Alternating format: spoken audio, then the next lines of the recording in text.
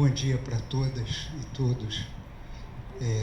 Bom dia, companheiros da mesa, Aida, querida, de tantos anos. Muita, com alegria e com um sentimento assim de alívio por nós podermos fazer uma exposição das coisas brutais que nós vivemos, mostrando que isso tudo é parte da história do Brasil, que não pode ser esquecida e que a juventude precisa conhecer para escolher conscientemente que isso nunca mais aconteça. Eu dividi a minha fala em 5 partes e a primeira é simplesmente compartilhar com vocês os sentidos desse testemunho. Por que eu vim aqui falar? Por que eu me ofereci para dar um testemunho à Comissão da Verdade? Primeiro, para identificar os crimes do Estado ditatorial ocupado por militares e civis autoritários que usaram do poder para estabelecer o terrorismo de Estado e aprofundar o atrelamento da economia brasileira ao império corporativo transnacional. Segundo sentido, purificar a memória do Brasil, resgatar o heroísmo dos que morreram por um Brasil libertado dos seus julgos, próspero, verdadeiramente democrático e feliz. Menção especial aos desaparecidos Pedro Alexandrino de Oliveira, Paulo Wright, Luiz Irata, Onestino Guimarães, Eduardo Bacuri, José Carlos da Mata Machado. Mostrar que nós e eles somos parte viva da história do nosso país.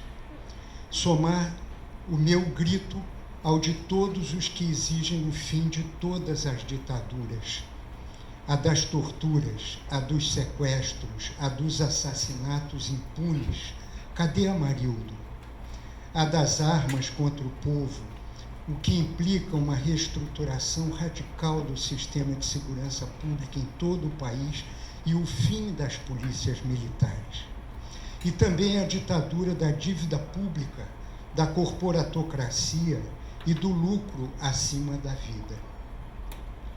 Segundo ponto é a minha motivação para lutar contra o sistema do capital, que é uma motivação que me levou àquela luta contra a ditadura e mantém o meu compromisso de luta para um outro Brasil e um outro mundo humanizado. Primeiro, o sistema do capital adota diferentes formas, da democracia representativa excludente até a ditadura mais sanguinária. Seu objetivo é perpetuar os privilégios das classes que controlam o capital. O sistema político que prevalecia e continua a prevalecer é a corporatocracia e não a democracia.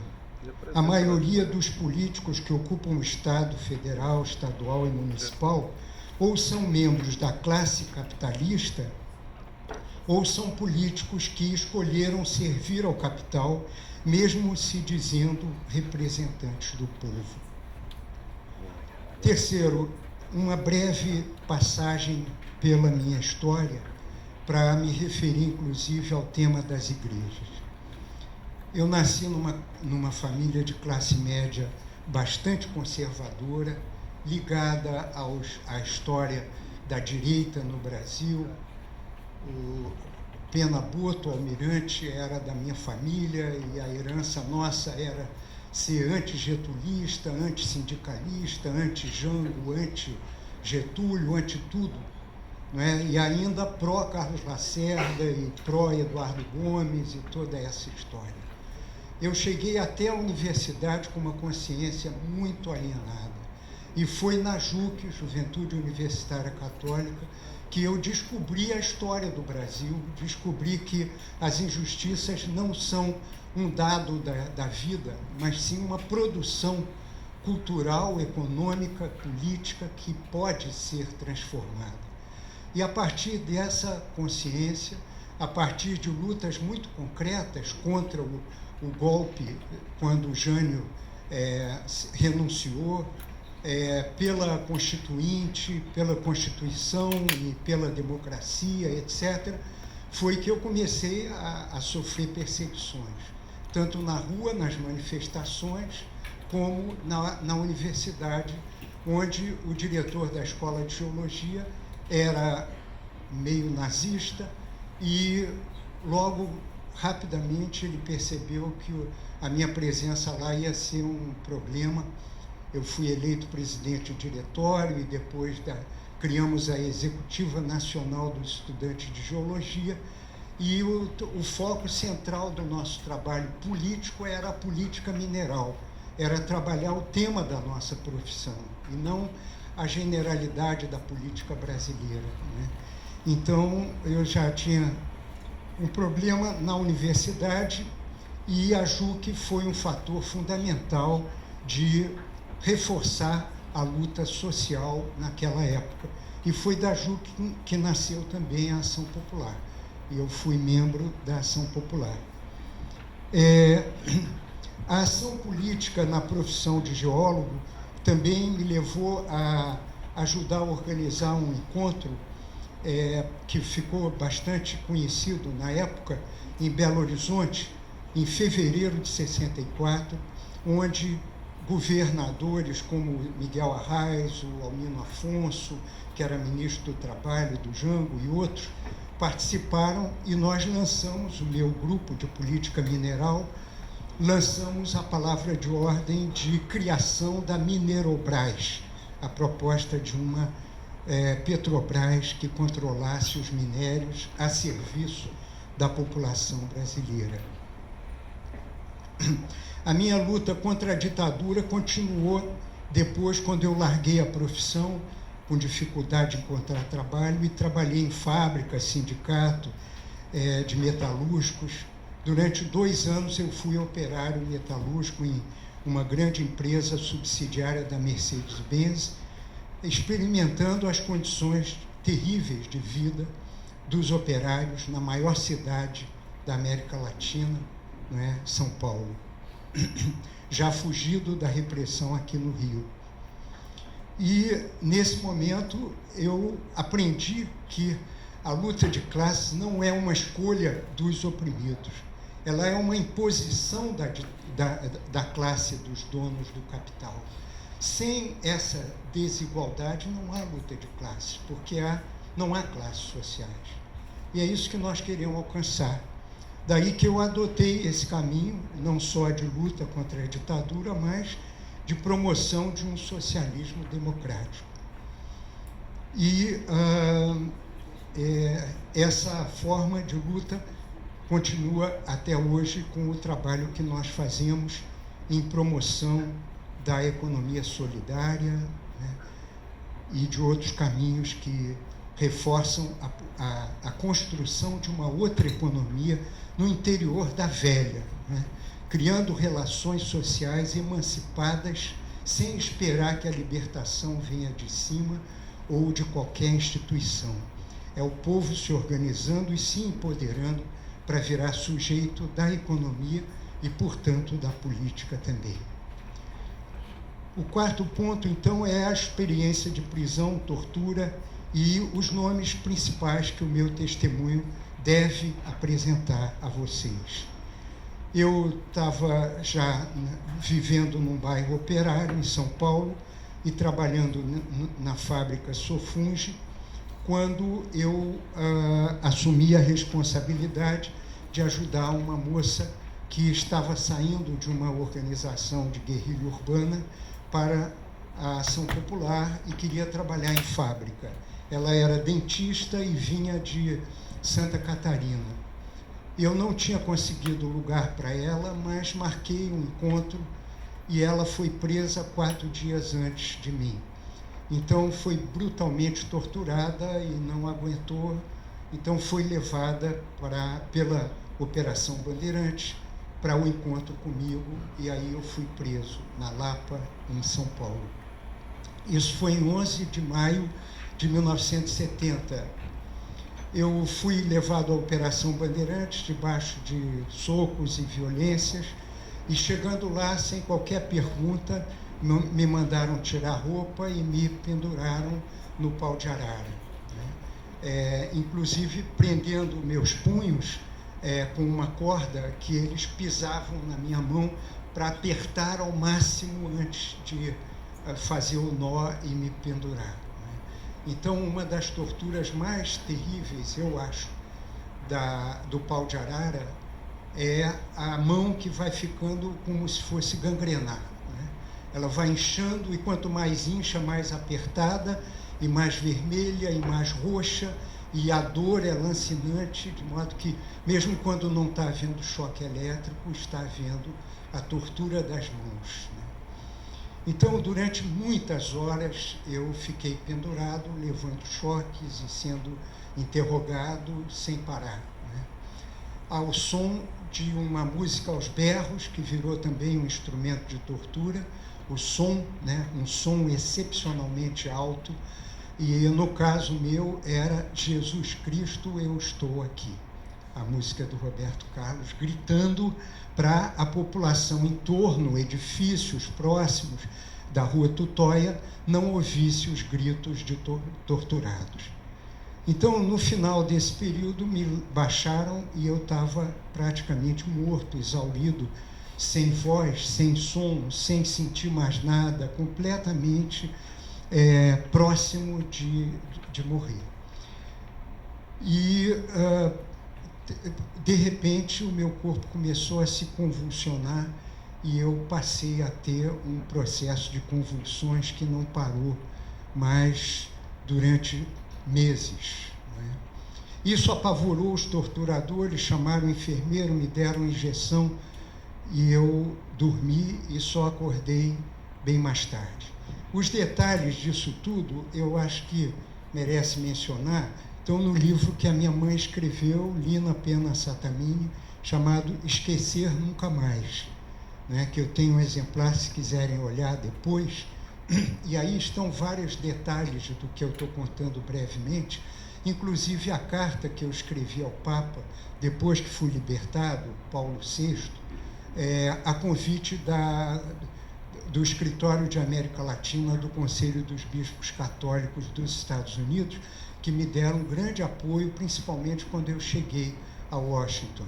Eu fui, uns meses depois, a Roma, com o padre responsável, que eu homenageio aqui, Michael Colonise, e fomos lá para ver o Papa e eu contar a minha história e pedir a intervenção dele contra as torturas no Brasil que continuavam, mesmo que eu já estivesse liberado, né, delas.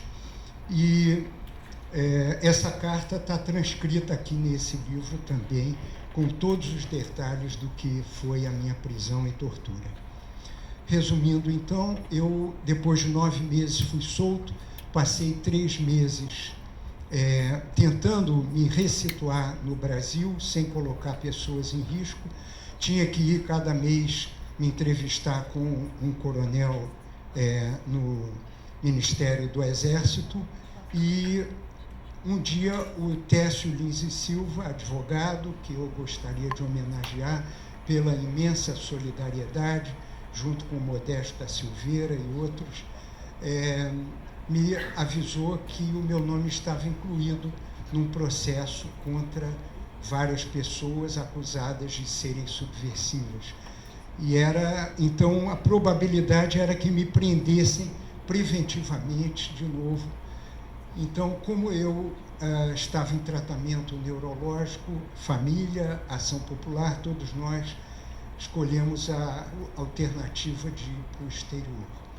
Então, como a minha mãe já morava nos Estados Unidos, e foi ela que mobilizou a resistência à repressão e à tortura, no meu caso, mas usando o meu caso também para ilustrar o que acontecia no Brasil, né? Então, a minha mãe e eu fomos para os Estados Unidos, e eu passei, então, 4 anos lá, e mais 7 anos e meio morando na Suíça.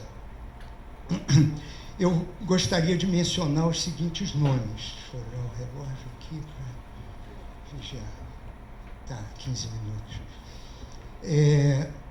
Então, a Marlene Socas é essa dentista bravíssima, que não aguentou a tortura, mas depois, quando nós fomos acariados na Operação Bandeirantes, ela foi, como eu estava em mau estado, não tinha condição de levar choque, nem ser pendurado de novo no pau de arara, eles então usaram torturar ela para eu falar.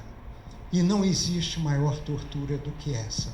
Né? Eu podia aguentar até a morte, a tortura que eu passei, mas ver ela sofrer e ainda eles dizerem que eu era responsável, né? É uma tentativa de gerar uma culpa espantosa numa pessoa. E eu respondia, de jeito nenhum, vocês é que estão fazendo mal a ela. Né? Eu, pelo menos, não me conformava com o discurso deles. Né?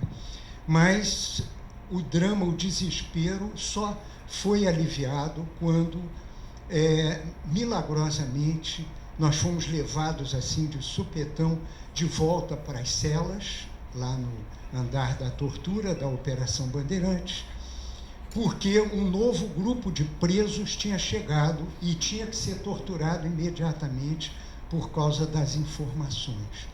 Então, isso nos deu um momento de respiro e foi aí, nesse intervalo, que a Marlene, então, consegue se comunicar comigo. Também, milagrosamente, eu ouço uma batida embaixo da cama, da salinha onde eu estava, e eu estiquei o ouvido e ela estava falando do outro lado por uma tomada de eletricidade. Então, o que ela disse para mim foram 3 coisas fundamentais. Primeiro, eu estou morrendo de culpa por não ter resistido e ter levado a polícia, a você e a outros 3 companheiros. Então, eu que estava com medo que ela estivesse com alguém lá esperando para me ouvir, né? E para eu me incriminar, eu vi na mesma hora que não era o caso. Ela estava sozinha, procurando se comunicar comigo. Segunda coisa que ela disse foi: você já é um caso conhecido de preso político lá fora, porque desde que eu fui para a prisão Tiradentes, que eu comuniquei com o exterior que você está aqui preso na Operação Bandeirantes. Para nós, isso é uma garantia de sobrevivência, porque enquanto a gente está incomunicado, eles podem matar e largar em qualquer canto e depois dizer que foi um conflito de rua ou qualquer outra coisa, né? Tiroteio com a polícia, o que seja. Quando a gente sabe que lá fora já sabem que a gente está ali, a gente está mais ou menos com a sobrevida garantida. E a terceira coisa que ela disse foi: Marcos, não importa o que façam comigo, não muda a sua história. Porque se você mudar uma unha, eles querem o dedo. Muda um dedo, eles querem a mão, o braço e o corpo inteiro. Então, mais vale morrer sem dizer nada do que morrer aos pouquinhos, sendo arrancado confissões que vão incriminar outra gente. De modo que isso aqui é um testemunho do heroísmo da Marlene Socas diante do que viria de novo como tortura para nós dois. Aziel Pereira é um companheiro meu, baiano, que morava comigo e mais 2 companheiros e foi depois preso e violentamente torturado. João e família, um operário metalúrgico que foi responsável de me introduzir no espaço da fábrica e na cultura de operário que era tão distante da minha. Com ele eu aprendi a falar operário, né? E fui apoiado em cada etapa da minha integração na produção. Da oposição sindical metalúrgica de São Paulo, Pedro Alexandrino de Oliveira, novamente, um desaparecido do Araguaia, que nunca clarificaram o destino dele. A mãe continua lutando até hoje, não é? E nunca teve uma informação. O Valdemar Rossi, o Vitor Janotti, companheiro aqui morando no Rio atualmente, a Cida, que era mulher dele na época, e que me viu na Operação Bandeirantes quando eu fui preso. Ela estava sentada num banco no pátio da PE, quando me viu passar ainda na chegada. Ela é um testemunho da minha prisão. E Luiz Irata, que era um irmão de um colega meu do seminário e que foi violentamente assassinado também pela repressão em São Paulo.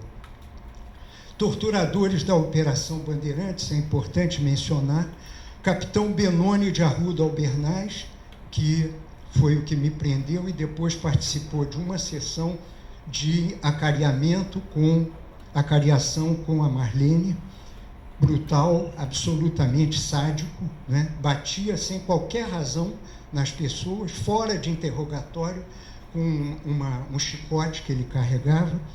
Capitão Dalmo Lúcio Muniz Cirilo, que também comandava equipes de interrogatório e de tortura. Capitão Homero César Machado, capitão Maurício Lopes Lima e capitão Faria, que participou de interrogatórios na UBAN e no Hospital Militar. Curiosamente, eu procurei no portal do Grupo Tortura Nunca Mais e não encontrei referência ao capitão Faria, mas eu queria registrar que ele foi um dos que atuou na Operação Bandeirantes. Além do sargento Tomás, do Chico e Paulinho, que eram meros torturadores, obedecendo às ordens. Na sessão de tortura, ao longo da acariação com a Marlene, disseram Major Gil, diretor da Operação Bandeirantes. Mas eu desconfio que podia ser o próprio coronel Valdir Coelho, que era o diretor da Operação Bandeirantes na época. Capitão Dalmo Cirilo, novamente, um tenente do Corpo de Bombeiros, que estava na equipe de tortura, e o carcereiro Roberto. Na Operação Bandeirantes, me interrogou também um sargento médico, Nicei, com o nome coberto por esparadrapo, que se assemelha às fotos do legista Harry Shibata, que vi posteriormente. No Hospital Geral do Exército, lá em São Paulo, Sérgio Adão, que era um torturador local que entrou um dia de domingo na minha cela e disse: agora você vai morrer, agora você vai saber quem é Sérgio Adão. E começou a me esmurrar e tudo, como se fosse me matar. Então, companheiros presos na UBAN mencionaram também para mim o assassinato pelos mesmos torturadores, 10 dias antes de eu ser preso, do metalúrgico Olavo Hansen, que eu já tinha conhecido na oposição metalúrgica. No DOI-CODE do Rio de Janeiro, a única pessoa que eu retenho de nome é o capitão Gomes Carneiro, que liderou o meu transporte do Hospital Central do Exército para o DOI-CODE no dia 22 de dezembro de 70. Eu passei lá no DOI-CODE 3 dias de terror até o dia 25 de dezembro, dia de Natal, sendo que a noite inteira do Natal eu passei ouvindo gritos de torturados e esperando a minha vez de ser levado. E talvez eu tenha sido poupado porque eu tive uma convulsão, eles pararam de me dar remédio durante 3 dias e aí me levaram de volta para o Hospital Militar. O comandante do 1º Exército, na época, era o general Ciseno Sarmento, que chefiava de cima toda a operação de repressão, tortura e assassinatos. É importante registrar o nome do Ciseno. Ele era um dos mais sanguinários da equipe da ditadura militar durante o Médici. O diretor do HCE na época era o general Galeno, o vice-diretor era o tenente-coronel Dr. Aquino, e ainda havia doutores Oscar, Elias e Mota. O chefe da segurança foi o major Sadi, depois substituído pelo capitão Moraes, que nos tratava excepcionalmente como seres humanos. O responsável de tratamento dos presos e presas era o major Boia, que preparava a gente para voltar para a tortura quando tivesse melhorado. No Ministério do Exército, o tenente-coronel Melo, da Cavalaria, chefe da PE do 1º Exército, E a minha mãe já o tinha visitado com o advogado Técio, o Miguel, meu irmão, o meu pai, Clemildo, e o cônsul dos Estados Unidos. Ele fez declarações espantosas, como, por exemplo, eu entendo as suas tendências subversivas, porque você tem uma inclinação genética para isso. Eu disse, por quê? Uai, Marcos não é um nome judeu? Coronel Melo. Presos com quem convivi. Na Operação Bandeirantes, apenas Marlene Socas. Não sei quem foram meus companheiros de cela na única noite que passei lá, mas ouvi prolongados e repetidos gritos lancinantes de pessoas torturadas. No Hospital Militar de São Paulo, estive em cela de enfermaria dos soldados. Convivi e gravei o nome de alguns que se mostraram solidários comigo, e eles estão citados no livro da minha mãe. No Rio de Janeiro, ainda convivi com o argentino Hugo Miguel Moreno e um preso que foi baleado e que torturado com bala no corpo, foi levado para minha cela no Hospital Militar, em São Paulo, para fazer a operação e voltar para a tortura. Eu não sei exatamente o nome dele, mas pode ser um dos desaparecidos ou mortos pela ditadura. Eu não consigo mais me lembrar da imagem dele. No Hospital Militar, no Rio de Janeiro, no Hospital Militar, convivi com José Carlos Tortman, com Estrela Boadana, minha companheira e amiga Estrela, que perdeu a gravidez pela tortura. Quando eles souberam que ela estava grávida, deram golpes na barriga até ela ter hemorragia. Ela está atualmente como uma das companheiras do nosso grupo de testemunha.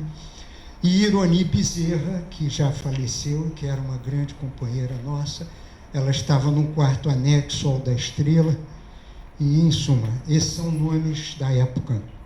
Igrejas, muito importante, então, a parte do meu testemunho, primeiro para mencionar o capelão do Hospital Militar de São Paulo, que foi chamado para me ouvir a minha confissão e me dar a extrema unção, porque os torturadores achavam que eu ia morrer. Eu estava num estado bastante precário e veio esse capelão. Então eu aproveitei aquele momento para fazer um histórico do que eu tinha passado e dizer para ele que se ele contactasse a minha família só para dizer que eu estava preso, já era uma garantia de que eu ia sobreviver.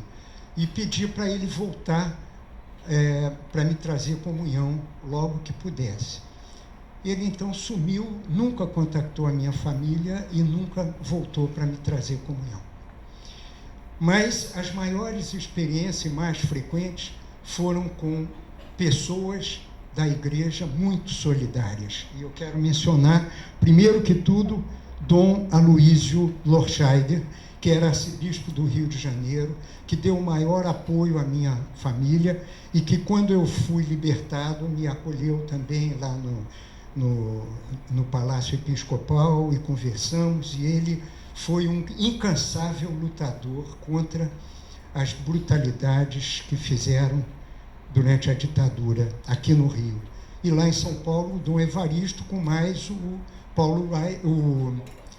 o Jaime Wright, que prepararam o dossiê que virou, então, o Brasil Nunca Mais, do qual eu também estou incluído. Tem um bispo da época, que era o Dom Alberto Trevisan. Eu não conheço pessoalmente, não sei se foi ele que esteve me visitando no Hospital Militar, perto da minha libertação. Ele era, né? Então pode ter sido ele. E ele veio para me perguntar se eu, quando fosse libertado, ia sair por aí falando coisas que iam sujar a imagem do Brasil, ou se eu ia cuidar da vida, ficar quietinho, etc. Né? Esse foi o discurso desse bispo para mim. Eu passei 11 anos e meio no exílio e tenho que mencionar também, além da Anistia Internacional, o Escritório da América Latina do Concílio dos Bispos Católicos dos Estados Unidos, que me deu um grande apoio, o Conselho Nacional de Igrejas dos Estados Unidos e o Conselho Ecumênico de Igrejas em Genebra, todos eles com programas de direitos humanos e absolutamente solidários, arriscando inclusive a vida para poder ajudar presos, perseguidos, torturados a sobreviver.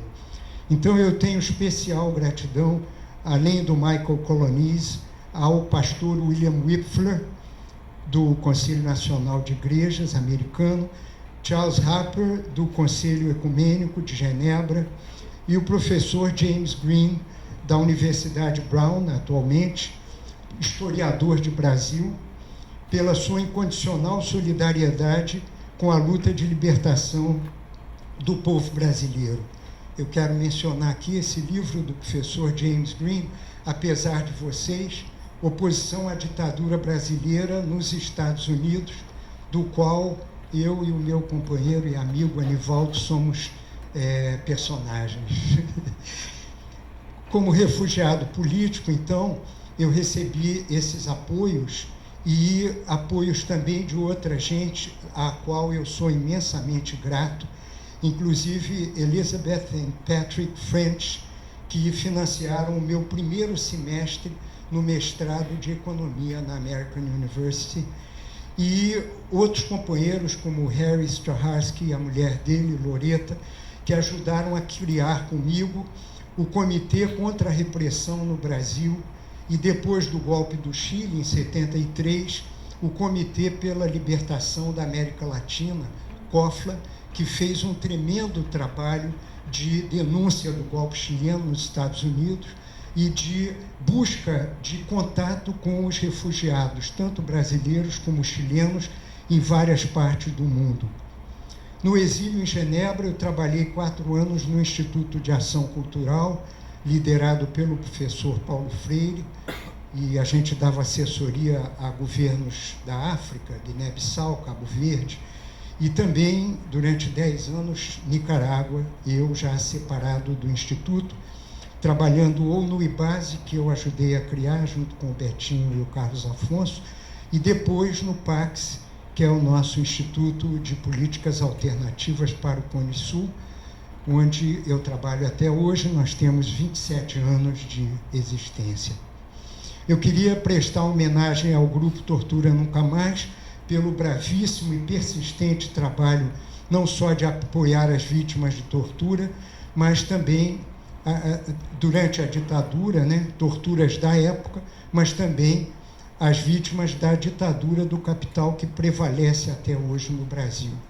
Em particular, reconhecer o grande benefício do projeto clínico, do qual eu me beneficiei através da minha amiga psicóloga Tânia Coker, que está aqui, de frente, gratidão imensa, Tânia, e também minha irmã e minha mãe, que foram apoiadas pelo projeto Clínica. Uma homenagem à Comissão da Anistia, Dr. Marcelo Lavener primeiro, agora o nosso amigo e companheiro Paulo Abrão, e, felizmente, embora com tanto atraso, no caso do Brasil, a Comissão da Verdade, da Memória e da Justiça, que está procurando passar a limpo essa história, chegando lá na rabeira, depois dos países do Cone Sul, que começaram esse processo assim que acabaram as suas ditaduras. Nós estamos com um atraso gigante. Eu queria terminar, então, compartilhando com vocês o sentido último do meu testemunho. Eu vou citar, então, o chefe americano, Seattle, na sua carta ao presidente Franklin Pierce: de uma coisa sabemos, a terra não pertence ao homem, é o homem que pertence à terra. Todas as coisas estão interligadas, como o sangue que une uma só família. Tudo que agride a terra, agride os filhos da terra. Não foi o homem quem teceu a trama da vida. Ele é meramente um fio da mesma. Tudo que ele fizer a trama, a si próprio fará. A humanidade também é uma família. E tudo o que fazemos de bom ou de ruim uns aos outros, fazemos a nós mesmos. Os algozes, os torturadores, os ditadores também são nossos irmãos nessa grande família. E temos dois modos de ajudá-los a evoluir, a passar de seres infra-humanos a seres humanos. Primeiro, o perdão, a ser dado pelo mais íntimo do nosso ser. E segundo, a justiça, a fim de que, mediante a exposição e punição dos crimes hediondos por eles cometidos, sua consciência desperte para nunca mais desejarem ou tolerarem qualquer violência e opressão contra pessoas e contra o povo brasileiro, a quem eu amo e presto a última homenagem.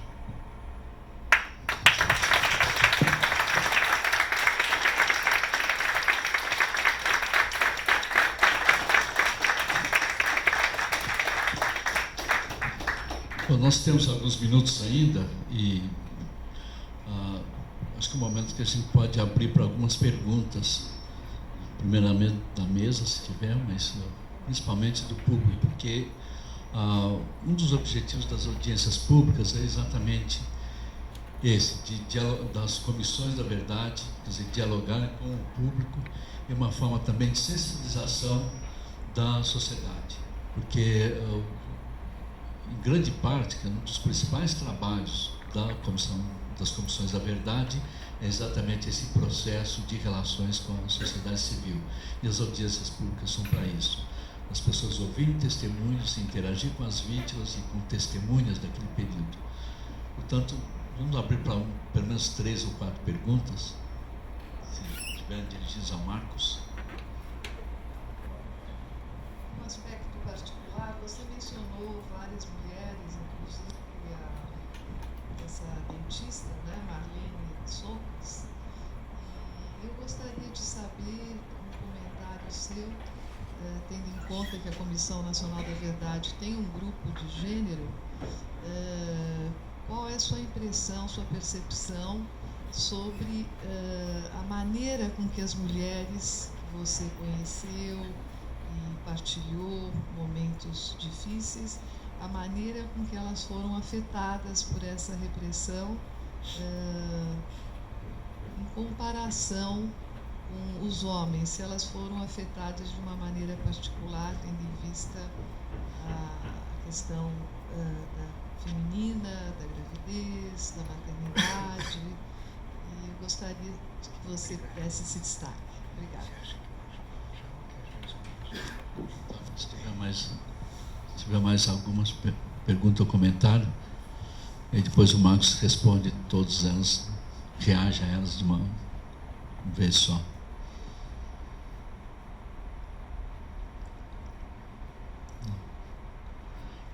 Você não tem, Marcos, se não tiver, eu tenho gostaria que você comentasse, se possível, aprofundar um pouco mais, com mais detalhes. Porque um dos objetivos do nosso grupo de trabalho é investigar, como disse, o papel das igrejas durante a ditadura, tanto aqueles setores que resistiram à ditadura, quanto aqueles que colaboraram, ou por meio da negligência, ou conivência e às vezes colaboração direta. Né? Você citou 2 episódios da tua prisão que eu acho que merecem a gente avançar um pouquinho mais, que é o caso do capelão em São Paulo, né? Que foi no mínimo omisso, mas pode ser também conivente, né? E no caso aqui do Rio, com o bispo que te visitou. Se você poderia dar mais detalhes dessa conversa, porque são 2 casos bastante importantes, que a gente não conseguiu ainda determinar nas investigações, quer dizer, qual o papel dos capelães militares naquele período. Muito bem, obrigado, Luci, obrigado, Niva, pelas perguntas. O papel das mulheres, bom, primeiro, o comentário mais forte que eu tenho é que as mulheres certamente sofreram muito mais do que os homens, porque havia a tortura do sexo. Em grande quantidade de presas políticas, elas foram violadas, brutalizadas sexualmente pelos torturadores, e algumas delas por vários torturadores e não um só. Então, isso aí as outras companheiras que vão fazer depoimentos podem ilustrar muito melhor do que eu. Mas eu imagino que uma mulher sendo presa, torturada, brutalizada por homens, e só isso já é uma tortura muito mais brutal do que a que nós homens sofremos, né? Houve também ameaças de brutalização de mim pelos soldados lá, pelos torturadores, mas eu nem levei em conta isso porque fazia parte do pacote de ameaças que eles jogavam, né? Agora, pensar no caso de mulheres é uma coisa muito mais séria. E, por outro lado, eu tenho tido contato com pessoas que foram bastante heróicas, seja durante a tortura, seja depois. No caso da Marlene, foi depois. O heroísmo dela veio quando ela disse: podem me matar, mas não importa, na tua frente, mas não importa, o importante é você não entregar ninguém, né? É você não mudar a história. E pessoas que aguentaram, por exemplo, a Ângela Seixas, com 19 anos, foi brutalizada de todas as formas e não dava uma informação que interessasse aos torturadores, né? E como ela, muitas outras. A Estrela, que depois de ter sido brutalizada e inclusive ter a hemorragia pós-gravidez, já internada lá no Hospital Central aqui do Rio de Janeiro, que nós queremos visitar, nós queremos filmar localmente o nosso depoimento, dizendo: nós estivemos aqui, nessa sala, nessa cela, né, e dar o testemunho ao vivo, antes de, como argumento para transformar esses locais em memoriais, né, de uma ditadura que não pode voltar a existir no nosso país, né? Então, a Estrela, depois desse estágio lá no hospital, foi levada de novo para a tortura, né? Passou por um corredor polonês de soldados, né, recebendo cacetadas com cacetete, um por um, enquanto ela passava nua entre duas filas de soldados, lá em Volta Redonda, e por aí vai. Então, eu afirmo só isso. É preciso fazer uma homenagem especial às mulheres pelo seu papel na luta e pelo risco ainda maior que elas corriam do que o nosso, homens. Bom, falando do capelão e do bispo, realmente esses foram os dois momentos de mais triste experiência com gente da igreja, né? O capelão, ele estava me vendo ali massacrado, né? Eu estava numa condição que levou até 1 mês e meio depois do capelão me visitar, né?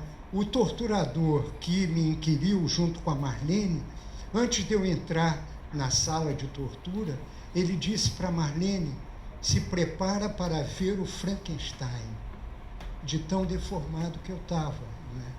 De modo que eu devia estar num péssimo estado, que devia pelo menos comover o capelão para ele ter alguma solidariedade. E, no entanto, depois de eu contar a história inteira e dizer: olha, a minha garantia de vida é o senhor avisar a minha família. E ele nem voltar lá para me dizer: avisei, e a família não foi avisada, e também não voltar para trazer a comunhão, né? Quer dizer, isso ainda é mais grave, talvez, né? Porque não atendeu ao pedido de um fiel, digamos assim, né? Bom, o bispo, eu fiquei muito feliz de estar com o bispo lá, porque era uma garantia a mais. É preciso dizer que quando a gente está preso num tempo de ditadura e de tortura, cada segundo é de terror.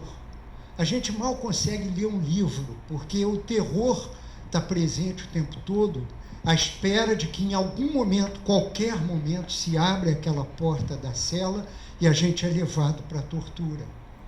E se eu fosse levado do hospital, onde eu fiquei a maior parte do tempo, muito mais privilegiado, digamos, do que a maioria dos nossos companheiros, não, mas abrir a porta do hospital e dizer você vai voltar para a Operação Bandeirante ou para o DOI-CODE, já era em si o terror, porque era ser levado para a tortura, como de fato foi, né? Então, o bispo veio, mas quando eu ouvi a fala dele, eu disse, caramba, esse cara veio aqui para me apaziguar, me domar, não é? Aí é claro que eu entrei no jogo dele e disse, não, eu vou cuidar da vida e pronto. Só que eu fui para os Estados Unidos e fiz o contrário do que eu disse para o bispo, né? Aqui não dava, mas lá deu. Obrigado, Marcos. Muito obrigado.